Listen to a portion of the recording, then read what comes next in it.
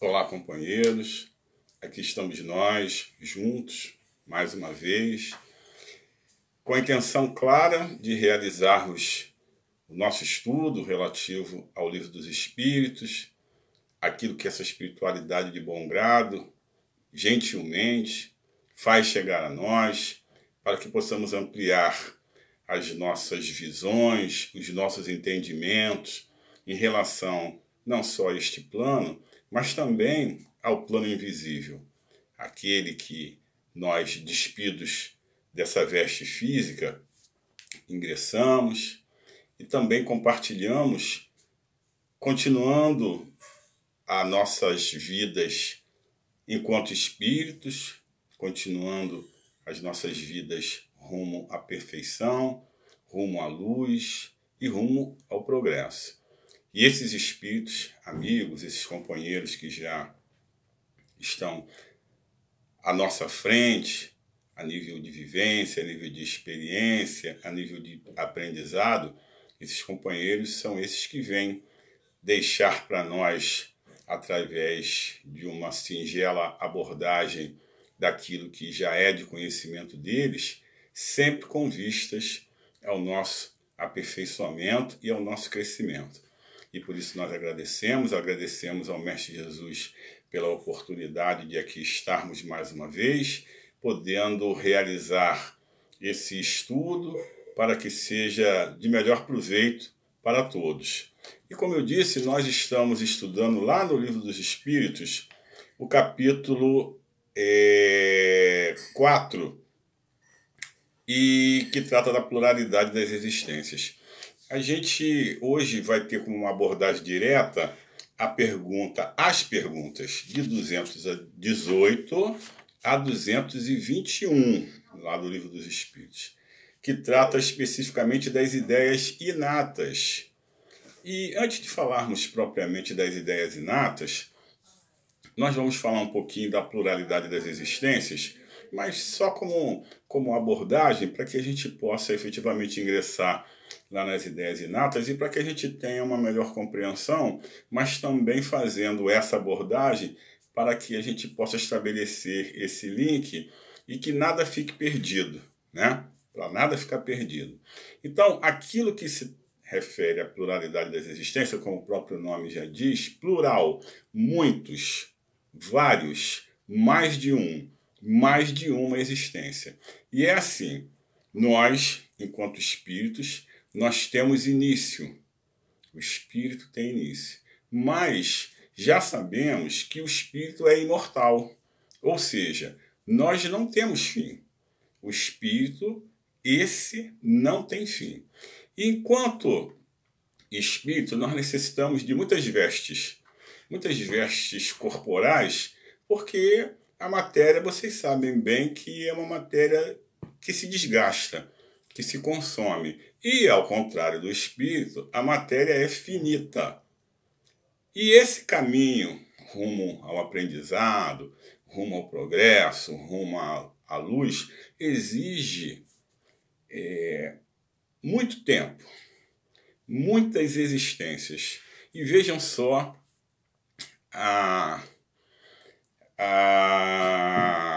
aquilo que nosso Pai traz para a gente a nível de, não só de sabedoria, mas a nível também de compreensão, que seria para nós muito difícil, eu diria até impossível, que em uma só existência, uma só estada aqui, nós conseguíssemos alcançar o objetivo, conseguíssemos alcançar aquilo que se faz necessário para esse progresso, para estarmos na condição de espíritos perfeitos. E é por isso que o nosso Pai, que tudo sabe, tudo vê, tudo compreende, nos permite a possibilidade da continuidade. Mas essa continuidade não pode acontecer nesse único corpo físico. Daí a pluralidade das existências. Muitas existências. Nós chegamos aqui, cumprimos a nossa jornada e caminhamos para o plano espiritual. voltamos, cumprimos a nossa jornada, caminhamos para o plano espiritual. E isso, ainda no que nos concebe o conhecimento, se repete de forma que nós não temos a consciência nem a condição da sabedoria de quantas vezes é necessária essa vinda aqui. Sabemos que viemos muitas vezes e tomamos muitos corpos físicos. E esses corpos, é importante que se diga também, nem sempre têm as mesmas condições aparentes, não. São condições que nos são próprias para esse conhecimento, para esse aprendizado, para esse progresso. Mas um momento eu estou altinho, outro momento eu estou baixinho, um momento eu sou gordinho, outro momento eu sou magrinho, um momento eu sou escurinho, outro momento eu sou clarinho. E eu vou tomando, vou me revestindo daquilo que é necessário para o meu aprendizado. Os espíritos, inclusive, nos informam que nós tomamos todas as formas. Aqui estamos nesse orbe, no planeta Terra, em momentos distintos, sempre com uma característica. E isso não quer dizer que a gente tenha uma característica nesse momento, na próxima existência, na próxima encarnação, a gente já tem outra característica, não. Isso nos foge ao conhecimento e ainda não nos foi dada essa informação. Significa dizer que eu posso estar altinho 2, 3, 4 encarnações, na quinta, na sexta, não. Esse critério, ele não é um critério absoluto, mas o certo é que esse critério pertence apenas ao nosso Pai, que é aquele Pai de sabedoria. E nessas vindas aqui, a gente vai adquirindo. Nós estamos, cada vez que estamos aqui, nós estamos adquirindo. Significa dizer que somos aqueles que somam. O Espírito soma. O Espírito traz para ele tudo aquilo que é necessário para essa evolução, para esse progresso. E quando nós falamos em ideias inatas, que são aquelas ideias que já trazemos, aquelas ideias que não chegam com o nascimento, nós estamos falando exatamente dessa continuidade. Nós estamos falando exatamente daquilo que, cada vez que a gente chega aqui, a gente aprende um pouquinho, a gente absorve um pouquinho, a gente vive experiências diversas e tudo se melhora, tudo se amplia, tudo é proveitoso. E a nossa inteligência, a inteligência que advém do espírito, o corpo físico não tem inteligência. A nossa inteligência é própria do espírito. E essa inteligência é aquela que só se amplia, que soma, que soma, que soma, que soma, e que nos faz cada vez melhores. Ah, mas nem sempre nos faz melhores. Deveria fazer melhores. Deveríamos ser melhores, porque cada vez que somos mais experientes, cada vez que estamos mais plenos, essa condição da inteligência atrela diretamente à condição da moralidade. Não esqueçam que nós temos o livre-arbítrio. E esse livre-arbítrio faz com que a gente utilize, use, exercite a nossa inteligência da forma como nos convier. Mas se já somos mais inteligentes, se somamos um pouco mais, se adicionamos ingredientes, é para que exatamente essa condição moral, essa condição de moralidade se aperfeiçoe. E quando nós falamos em ideias inatas, é muito interessante, né? Porque muitas das vezes ficamos um tanto quanto confusos, né?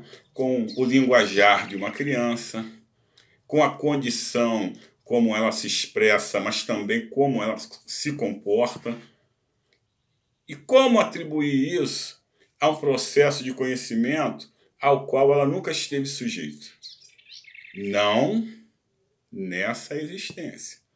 Não enquanto nesta encarnação. E como nós explicamos isso?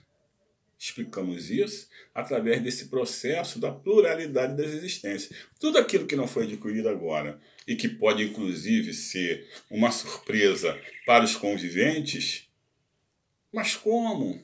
Como isso se explica? É simples. Se explica com a pluralidade das existências. A gente chega aqui, adquire e voltamos. Retornamos, adquirimos e voltamos. Existe uma frase que é muito própria até, e ela diz exatamente assim: nós somos herdeiros de nós mesmos. A gente chega, em determinado momento, a gente interrompe essa estada, voltamos para o plano espiritual, só que quando retornamos para o plano espiritual, nós retornamos com essa bagagem. Ah, mas então quando eu voltar da próxima vez, eu vou exercitar tudo isso que eu já sei, que eu aprendi? Pode ser que sim. Pode ser que sim. Mas, quando chegamos aqui, vocês sabem que nós somos tomados pelo véu do esquecimento, né? E esse véu do esquecimento, inclusive, pode fazer com que naquele momento desta encarnação, da encarnação atual, a gente não lembre aquilo que antes foi nos dado, foi adquirido. Por quê? A questão está afeta a uma série de fatores. Mas um fator maior nós não podemos deixar escapar, não podemos deixar fugir. O nosso Pai é um Pai de misericórdia. E se nesse momento eu não tenho plenamente a consciência daquilo que foi adquirido antes, só pode ser para o meu melhor. Porque quantas utilizações, e isso aí a gente não precisa nem viajar para outras existências, não. Tomemos como exemplo a atual. Quantas vezes eu utilizo mal aquilo que eu sei, aquilo que eu aprendi, né? Aqueles que dizem até assim, essa é a inteligência do mal. É porque o companheiro está se servindo de uma inteligência para a prática do mal, ou prática daquilo que não se configura ao bem. E a partir daí, a gente desenvolve esse raciocínio. Essa inteligência é uma inteligência do mal. Nós aqui já conseguimos visualizar isso. Imaginem o nosso Pai. Daí a questão do esquecimento, daí a questão do não exercício pleno de tudo aquilo que nós fomos auferidores em outros momentos. E isso sempre é para o nosso benefício.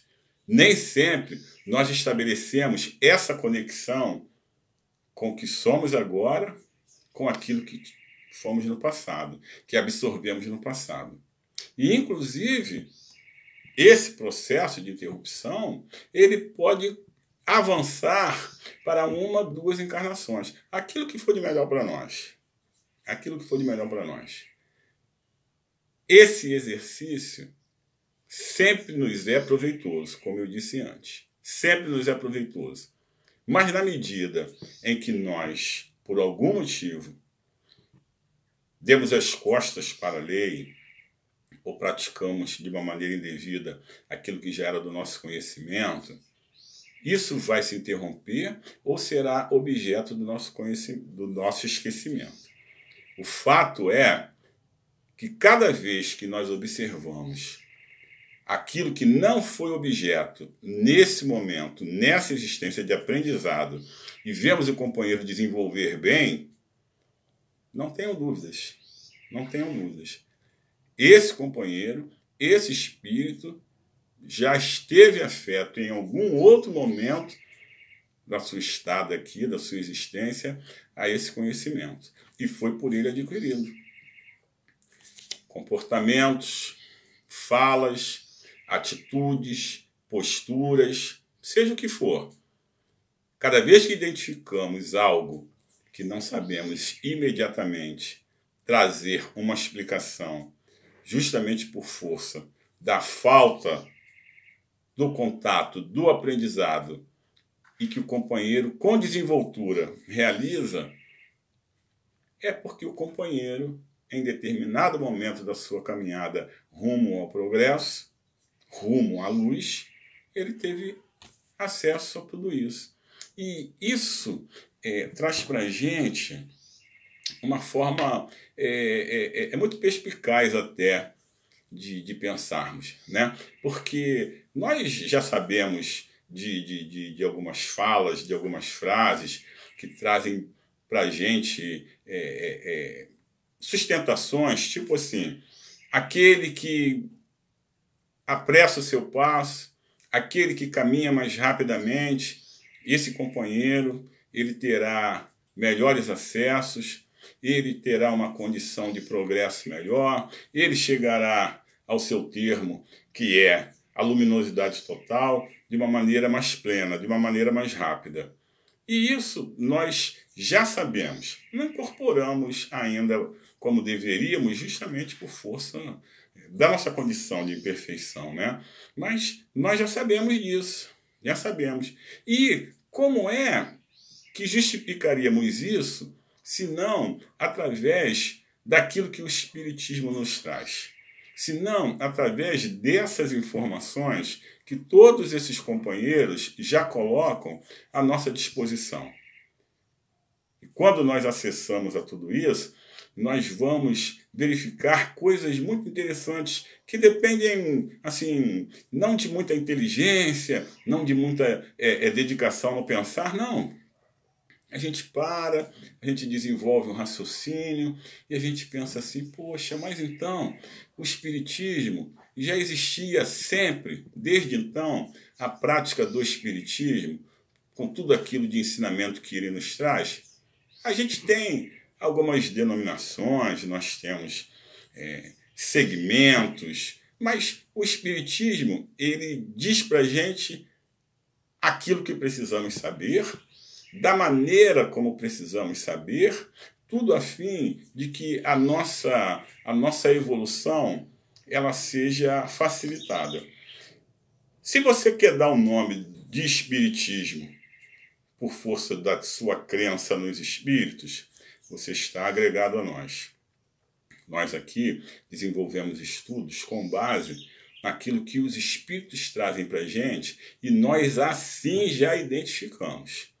Já concebemos isso. Para a gente já é natural e já é também contestável.